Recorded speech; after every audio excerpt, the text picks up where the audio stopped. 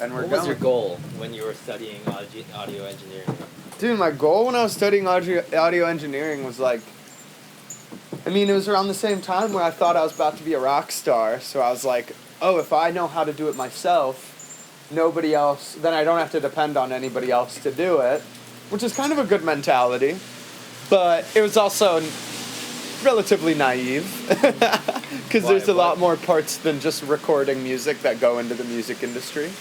But yeah, that was like my intention behind it, was I didn't even want to work in a recording studio. I just wanted to like be able to help myself, which would have helped my career in some way, but I really didn't have any intention behind it. You were actually trying to be like a hip-hop like artist and make it big. Oh yeah, honestly more like a pop artist. Not even a hip-hop artist at that point. Like I was like, I like totally was like, I don't even rap. Like it's kind of closer to singing than it is rapping. Right. And I also like don't have anything like, and I think like a lot of rap I think is like a lot of people sharing experiences. Right. And like I was like, oh, my experiences aren't like, I think putting them into like the category as rap kind of like takes away the importance of other rap, you know? I was like, I'm not trying to dilute the genre. I'm just trying to make what I make, you know? Do you feel like people are diluting the genre when they rap about things that are shallow or Here's the thing. don't really make sense? I don't even agree with my past self. Like, I think diluting the genre doesn't even make any sense. People are always going to make music. I think, like, my intention behind it might have been good or well-intentioned, but, like, at the end of the day, it's like, music is music. I want more people should be making more kinds of music rather than less people making less kinds of music, you know? Right, even if it's about stuff that doesn't even if it's like, even if someone perceives it as shallow, still should be made, in my opinion. Yeah. Just might not strike my chord, you know? But without shallow music, without the music I don't like, the music I do like wouldn't be so significant in my life. And I feel the same way about skateboarding. When I see skaters where I'm like, I don't like that trick, I don't like their style, but I'm like really hyped that they did it, because that solidifies what I like more. Because if there wasn't stuff I didn't like the things I don't like define what I like more than the things that I actually like, if that makes sense. Right. And they get me excited. It gets me excited, you know? It's just the thing about, like, if they're bad, you can't have good things without bad things. Is it that? What was that? You can't have good things without bad things. Exactly. It's a yin and yang. It's just a yin and yang, and they have to balance each other out. Yeah. That's why, like, when people, like, all try, like, when I see kids of all different subcultures try and dress like each other, in my head, I'm like, I know they're just trying to fit in, but they don't realize what makes what they want to do so cool is the fact that not everyone's trying to do it, so they should try and be more like themselves. Like, because what I do is, like, I'm inspired very much by trends and by, like, the people I look up to and my friends, but I still want to be myself. I don't want to just emulate them directly. And I think with music a lot and with clothing and the youth in general, they really try and replicate instead of just take inspiration. And but what they fail to realize is, like, replicating only, now that's really diluting a genre, you know? When you just replicate, that's real dilution. But it also takes people who replicate in order for the people to not replicate to stand in order out. For there to be meaning in that. Totally, absolutely. Yeah. I think there's, like, I realize that there is something to following a trend. Like, there's something totally good about agree. that too. I totally agree. I love following trends. Because, like, my whole thing is listen to the people, you know? Like, if people are saying something's cool, it's probably cool. And you should at least check it out, you know? If everyone's talking about, like if people are talking about it, there's for good reason. People don't often talk about things that aren't cool, you know? And right. And if it isn't cool, it just might not be cool to me, but it's cool to them, and that has merit too, you know? Yeah, I was such an elitist in the past, like, it'd be like, if something's popular, I started off listening to popular music when I was like 14. Totally. And then I found, like, dubstep.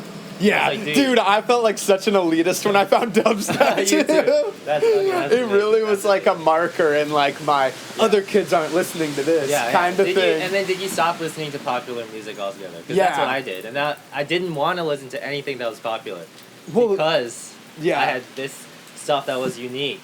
Yeah. And I wasn't like everyone else. Well, I actually felt that a little earlier because when I started, and it came with learning how to play drums and taking drum lessons, I was listening to metal and hair metal from the 80s and like a lot of like pop punk and like no other kids my age, they were like, this isn't on the radio, this is weird. And I felt like a sense of like kind of superiority in my naivety when I was young and like was like, oh, I'm the only one that knows this, like out of all the kids my age, like then I must be like then they're not even on my level in a way. But what really happened was I was just listening to the music their parents had already listened to. And like it was like I just like it's all about like relativity to you too though, because like at the same time it was really cool that I was listening to like Green Day and the Kinks and whoever the fuck at like 7 years old because like kids my age weren't. But at the same time, I then devalued what was like pop music and popular music, even though it was just as awesome for different reasons, you know? Yeah. Which I look back on and I'm kind of like, I'm glad I had the realization. Like when people think that just because someone likes it, like a lot of people like it, it can't be cool, totally disagree. With like, that mentality. It's literally the complete opposite. The reason people like it is because it's cool. Exactly. And you gotta I think it also comes with having faith in people. Like I'm somebody who you probably have realized. I've got a lot of faith in people. I'm like very optimistic when it comes to humanity. Yeah, so if humans are gravitating towards something, I like put a lot of value in that, you know? Unless the reason they're gravitating towards that is like behind the scenes corporate manipulation and like a lot of TikTok algorithm, like fake trending, that is what I'm skeptical of. Things really trending, and if I talk to somebody and they can tell me why they like it beyond other people like it, then that's like why it's cool, you know? But if somebody can't tell me any reason besides like, well, it's this TikTok trend, you still or have it's to look this. behind, right? For the reasons why people like it. And because if it doesn't have meaning to you, then then you liking it has no meaning to me, you know. Yeah. But when people like stuff and they can tell me why and have a good reason, like not a good reason, any reason, just if they have a reason, doesn't matter what I think of it. Right. I hold value to that because reasoning in general, I think is super important. Yeah. And also, you spent a little bit of time in America now. You realize, I think you've noticed a lot of people here don't value reasoning. They value emotion, and they value individuality.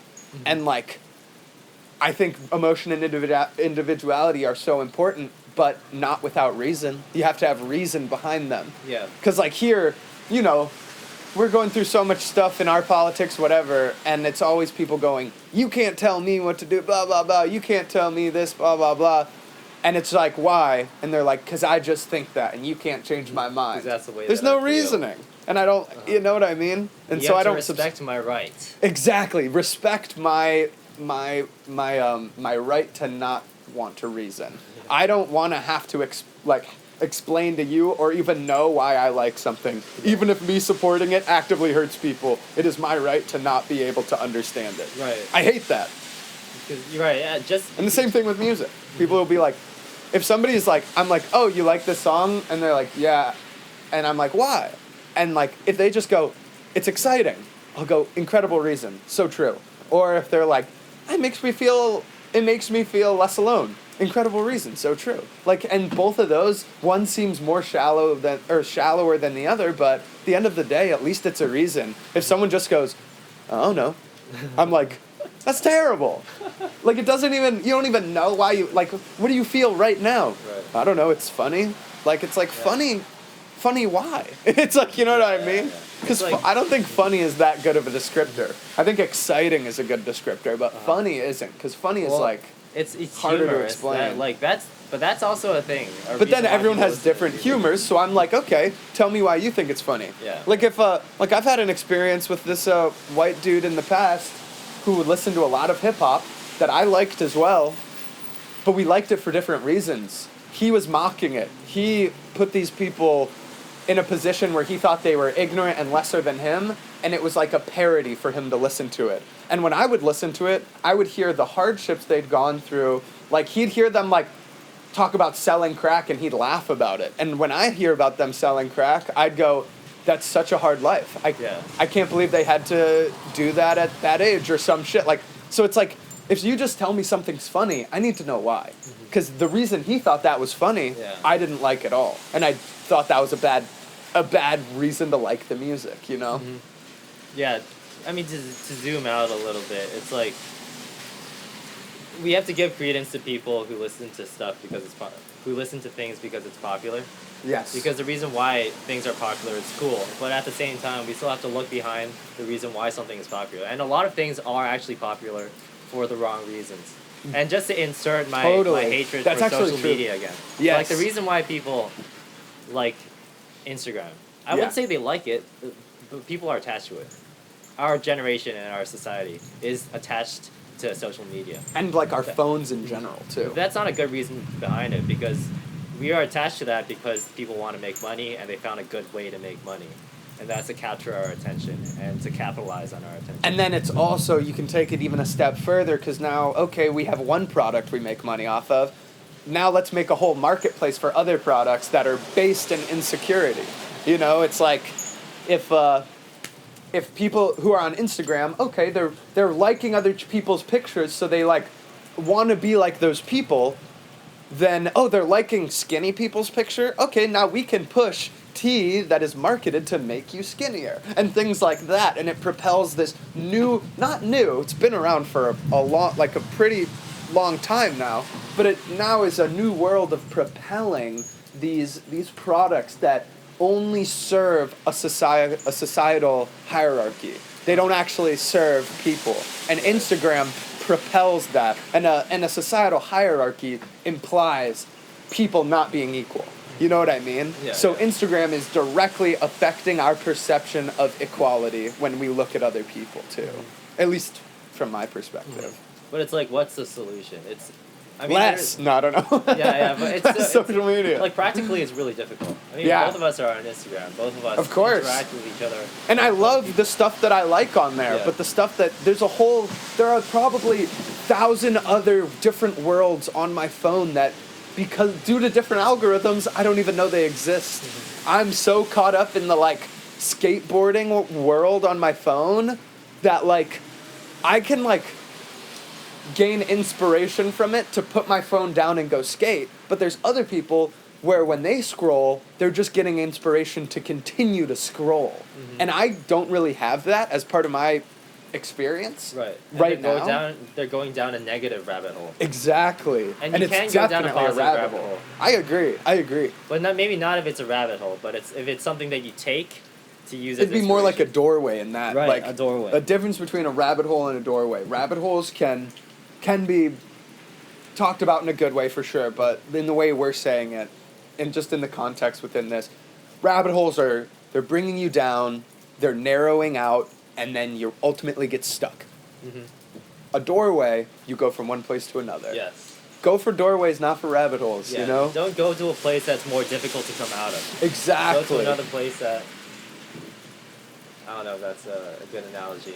I think that I like the analogy about exactly. Through a door you can exactly, or you can choose to stay. And theoretically, the two rooms next to each other have the same amount of wiggle room. You know, you can use the space in the same way, rather than a rabbit hole, which is going to limit you.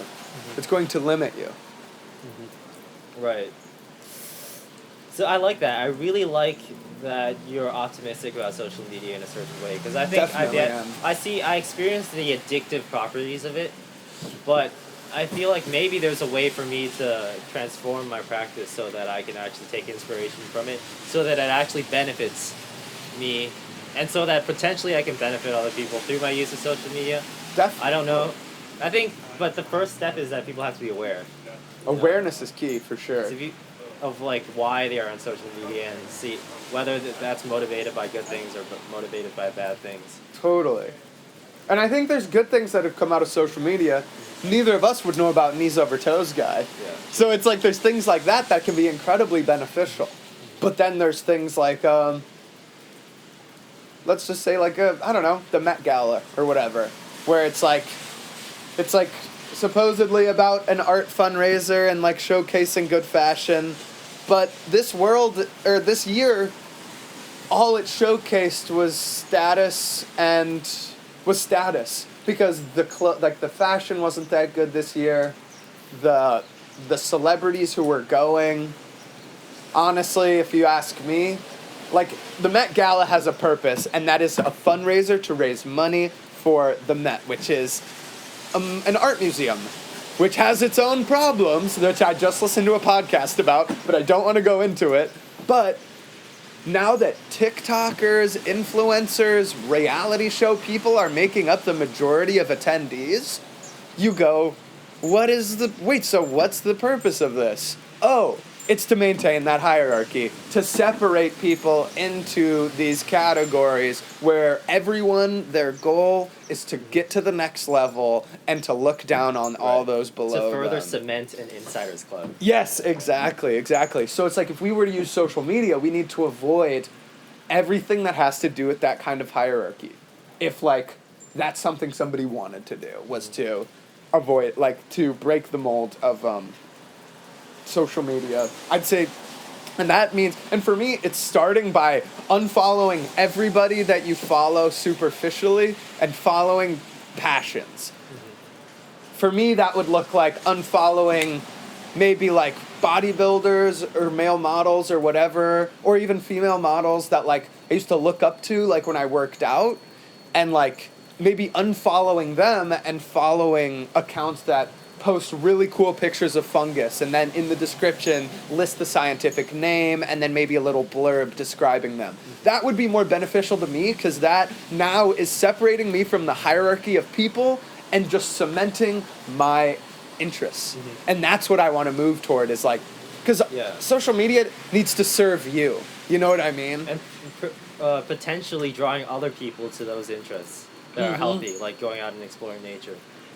Totally. Or like exploring ideas. Or just showing people, if I repost on my story a really good, like a skateboarding clip that got me really excited, or a picture of a fungus with a description, people will now, they'll see that, and the way they could perceive it is, Sam is using Instagram to explore his passions. Maybe I should do that too. What am I interested in? Maybe I should follow more art accounts. Maybe I should follow like just anything to inspire people to make their experience more individual to them and less about what other people are posting. Mm-hmm. That's like the best. Right. Because social media can be really powerful and really impactful. That's a good point. By participating in social media with this awareness in mind, we could potentially impact people in a way where they kind of perpetuate like a good cycle, or a good set of behaviors. Right.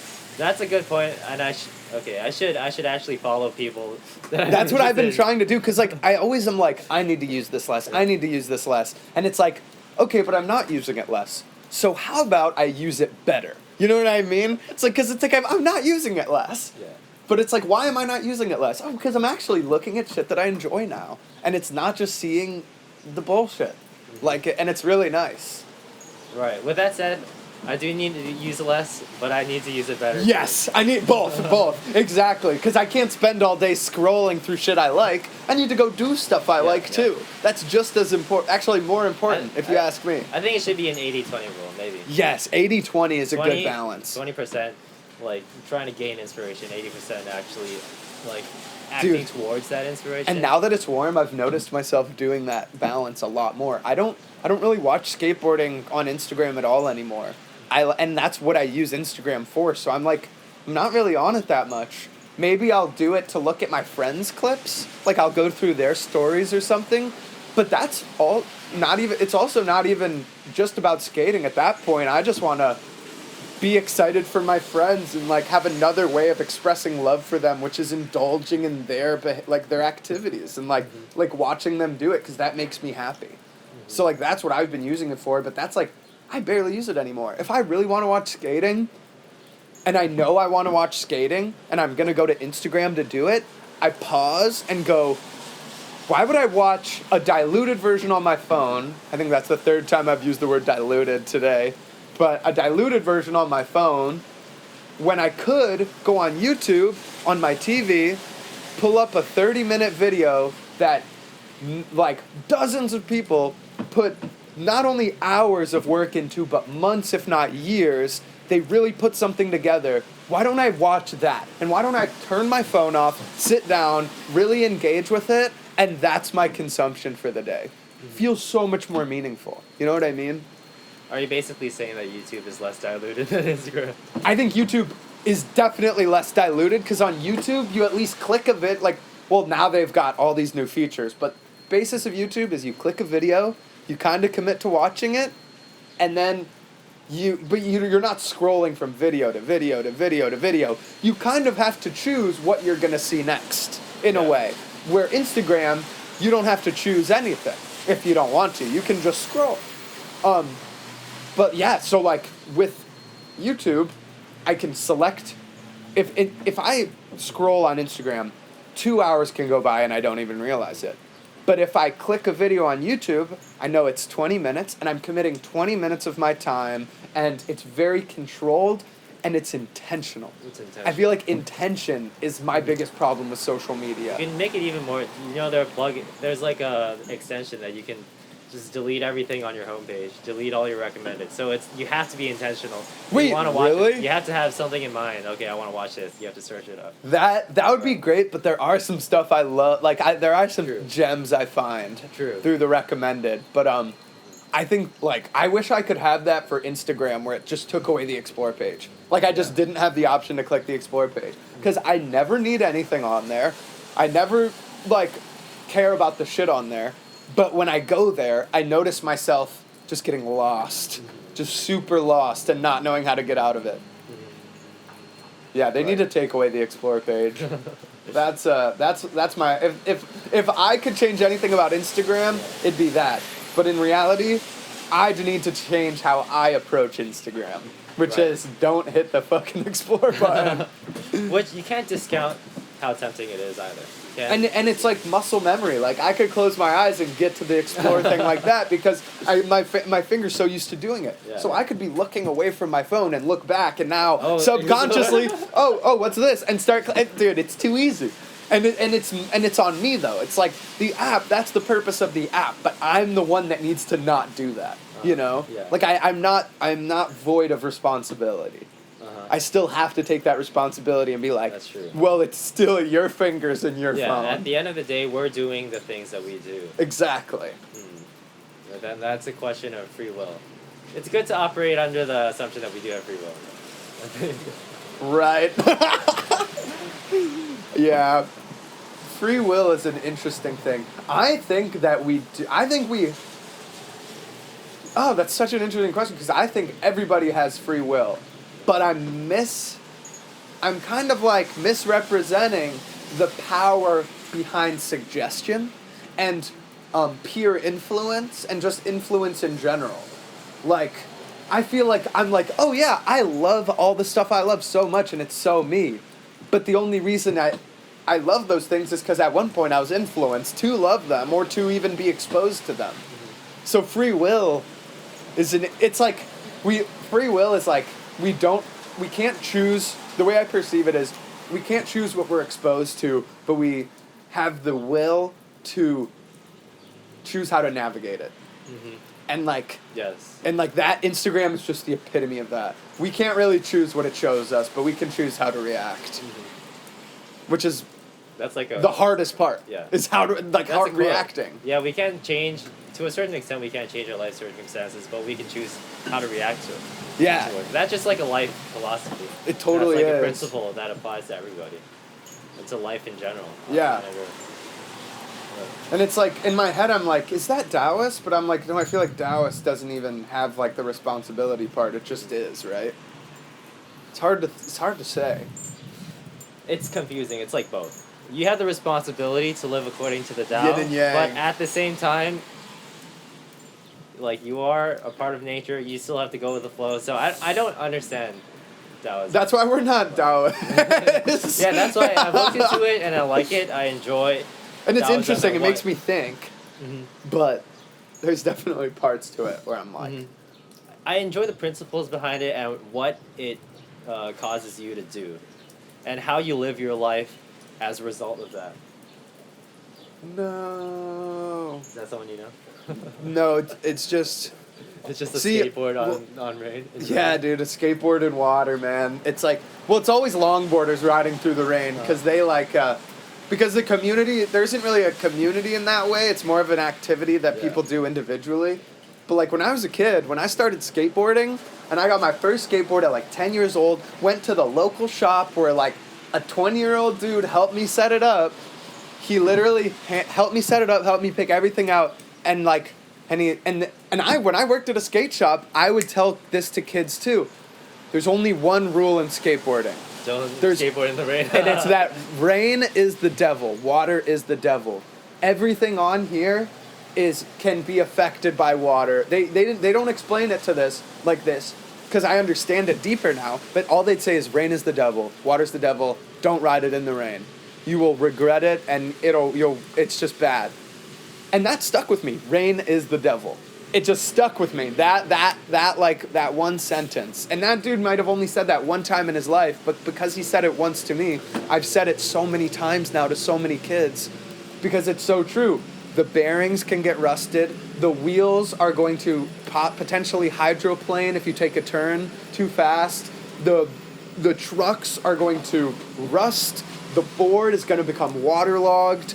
The grip tape will become less coarse. Like, there's so many reasons to not ride it in the rain. And I see longboarders doing it constantly, and all I can think is like, I feel so bad that there's no community for them to know not to do that. Is it just because that person rides their longboard every day. I see them every day, but nobody is like, that board is not going to last. And it already doesn't work well because of this. Are they just doing it because of transportation, like the longboarders? Hard to say. I don't know. Right. I think that has to be it. I think it's mostly transportation but it's terrible transportation. Skateboarding in general is terrible. Really? It's so slow. It's so slow. And like, if you really want to get somewhere and you have the means to buy a longboard, which is like $200, go buy a bike from a resale shop. So a bike is better. Oh my God, biking is biking is better than skateboards, cars, everything. You do have to lock up a bike and park it somewhere though. Yes, for free. True. But for free, True. And then you don't have to lug it around town anymore. It's just a little bit of effort. A little bit of effort, but not as much effort as carrying a longboard through a building. You know what I mean? Okay, I see. I'm super pro biking. I love biking. The two best forms of transportation in the world, railway and bikes. And if you can have a railway system that can incorporate bikes onto it, we live in a perfect world. I genuinely believe it. I agree with you. Yeah, those are my two favorite things ever. Because it's like, if you want independence, okay, have a bike. If you want to go long distances, okay, have a train. If you want independence and a long distance, in my opinion, you're kind of selfish. You know what I mean? I'm like, you don't need to but it's not even, we don't have a railway system in this country, so it's not necessarily their fault. But if you really want to go a long distance, take a train every time. It's the best way to do it. We don't have them like that here, but if we did, the world would be a better place. That'd be our first step towards a better world. Is more trains, more public transportation, and more bikes. Yeah, I love it. I do want to go back. Does Hong Kong have, they have railway systems, right? It's probably the best railway system ever. They just made it better. Really? I'm so excited to try it out. You gotta tell me how it is. I can't. And I'll show you a map of it. Are you gonna be there next summer after you graduate? That's the hope. That's probably. Because that's when I'm gonna come visit you. That's what, I'm gonna come to Hong Kong. My plan right now is like, for this summer, I already knew going into the summer where I wanted to go this summer. And now I already know what I want to do next summer, which is Hong Kong and New York. All right. Yeah, those are the two places I want to go. Because this summer, I'm not getting out to New York because I'm going to be going to San Francisco instead. Right. But yeah, no, next summer is Hong Kong is like on my calendar. Mm-hmm. Like undisclosed event. Like don't know what it is yet. But Hong Kong is like my intention is fully behind visiting you. That's because great. Why wouldn't I, dude? Oh my God, what an incredible opportunity. But Looking forward. I can't wait to go on the railway system there, man. Yeah, you'd love it, maybe. Because even going on the BART in San Francisco and like the Red Line and Brown Line or whatever in Chicago, like whatever system theirs is called, they're garbage, but when I'm there, I'm like in heaven. Because it's just even slightly like reminiscent of what an ideal system would look like. And it like, there's so much independence provided to like the communities. It's so cool. It's so cool. Yeah. And it makes the world more interconnected, and I feel like that's what we need. We need to be more interconnected than isolated. That's true. I think there is an implication behind that's like deeper with the railway system in a city. It's that people are more connected. Absolutely. And people aren't going places independently of each other. People and also, are using the same system. And it provides a sense of community. Like, people in the Midwest, like, they have the Midwest of the United States. They've got like, there's like a hospitality vibe here for sure. But like, when you're on a train, and then like an old lady walks on, and then like 3 people stand up for her to sit down, or like an old man, or like somebody who's got crutches, like, you can't learn that unless you, like, you don't, no one tells you to do that. You just do it because you see other people doing it. Yeah. And, like, that's the community, you know? One thing I realized recently is that cars dehumanize. You're being dehumanized when you're in a car. 100%. The other person's dehumanized because you can't see their face. Dude, that's why road rage is so crazy. Exactly. I just realized that.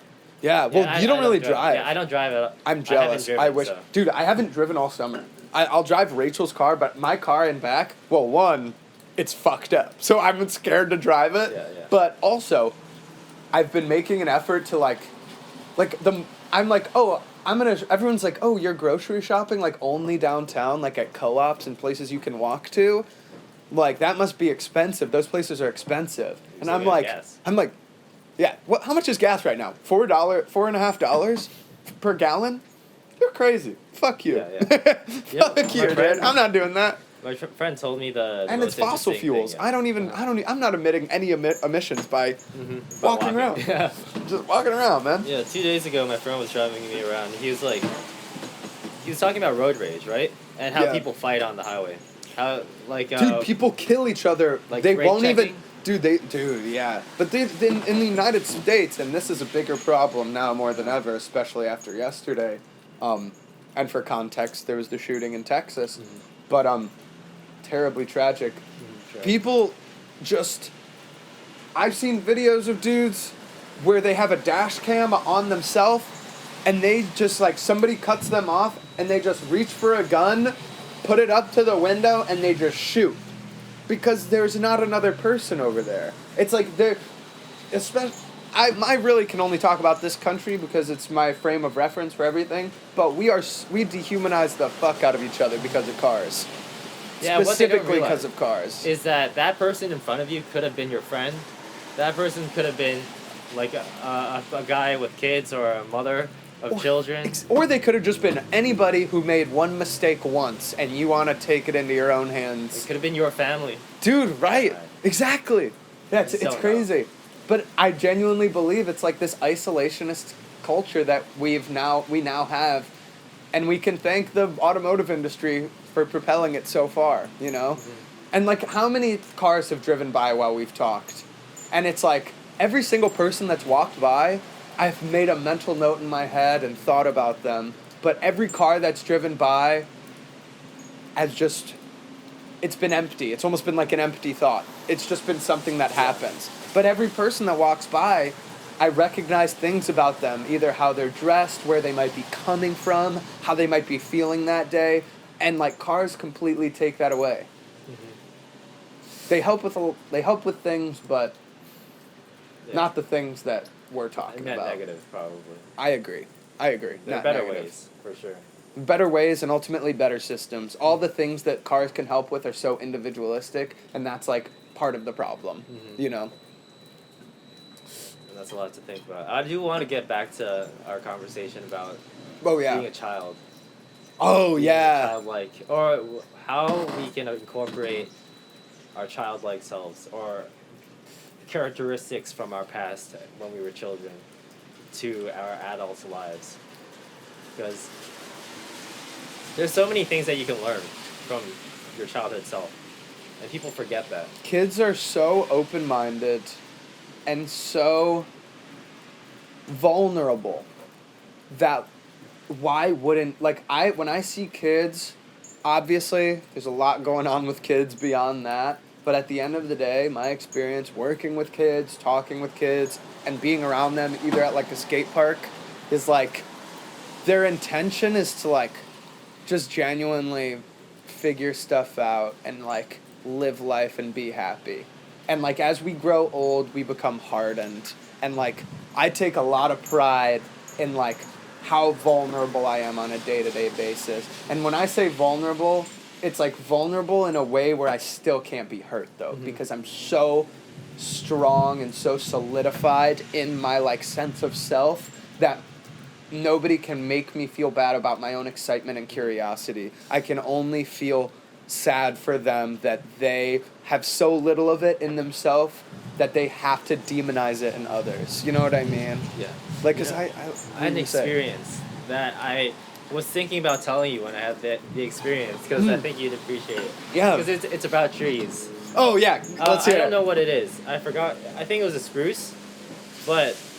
So like it was UP. deciduous. Yeah. Yeah. A spruce is deciduous. They look like a coniferous? pine tree. Yeah, They look like a pine tree. My bad, not deciduous, coniferous. coniferous. Yeah. I like never use those words, but yeah. In the pine ruins tree. in Gay, Michigan. Dude, that picture was sick. It's just a little tree that big.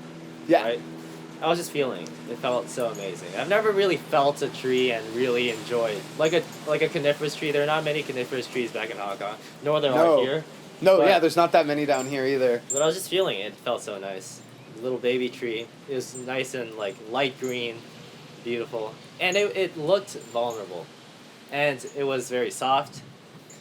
It makes me emotional to hear you talk about it. Yeah, I took a little bit of the leaf, and like it smelled really nice, and the leaf would just crack off. Oh, of course, And- the little pine needles. Yeah. Yes. But it's like, that's what you're like as a child.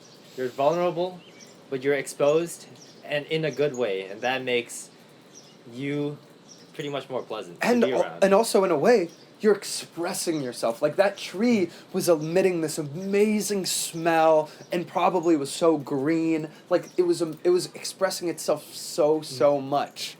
Like that just completely translates to kids who just like are covered in paint and like just want to dress however, and they're so inspired and they just want to show the world that they are alive. Yeah.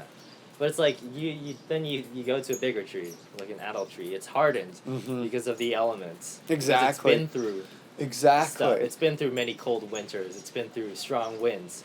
It's learned to take that punishment from the nature and like in the world in general. Right. But then it's less vulnerable. It's prickly. Exactly. It's not as pleasant to touch. Totally. And it's kind of shielded from you. Like the pine needles are hard. It's like they're defensive. And that's what we become 100%. as adults. Yeah, 100%. Like, the world teaches us that you do have to be defensive. You do have to defend yourself and shield yourself from the bad things that you've experienced about the world. Which is a good thing too, but as a result you lose that vulnerability. You lose that openness. But you know what old trees still have? New growth. The top of the tree, within each branch, it might be hardened, but there are going to be pieces that are new and young and That is equivalent to the spruce. And that's like that, and that's the thing, is no matter what part of life we're in, we can't only have it be our hardened self. There has to be growth within it as well. That's a perfect metaphor for how you should live your life. Dude, it's like totally. You should be hardened by the things that you've experienced. You Absolutely. don't want to experience. You don't want to be vulnerable in the ways that have damaged you in the past. But that openness still has to be there in the places that are safe. In the aspects of your life where you should be open. which is for a tree at the top, I guess. That was so good. That was really good. That makes me, thinking about that makes me feel so happy and so optimistic. Like, that is how I feel. I feel like a tree. I feel like a fucking tree. And it sounds dumb, but and if anyone doesn't understand what we mean, just rewind 10 minutes or whatever. Like, that was just summed it up perfectly. Not even on any hippie shit, just on like truth, like in like comparing the experiences of life throughout so many kinds of species. If you boil it down to just that makes me so happy and so optimistic and so appreciative to be alive. It's because we're always growing, even in the hardest parts of ourselves. There's growth to be done. And that's why you like trees. And that's why I fucking love trees. That's why I like trees too. I'm beginning to like trees because of you. And they're amazing, man. So much to learn. Really in place to